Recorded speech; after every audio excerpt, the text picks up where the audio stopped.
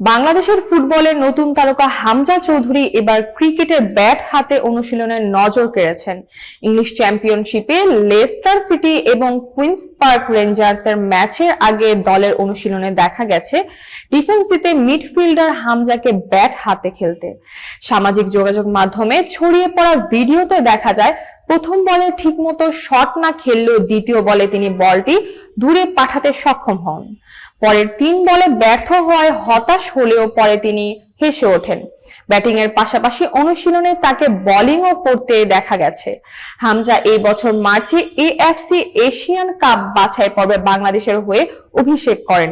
এরপর তিনি সিঙ্গাপুর ও হংকং এর বিপক্ষে খেলেছেন।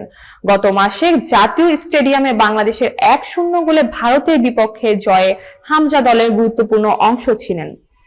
গোল লাইন থেকে তার সেফ দলের লিড রক্ষা করতে গুরুত্বপূর্ণ ভূমিকা রেখেছিল।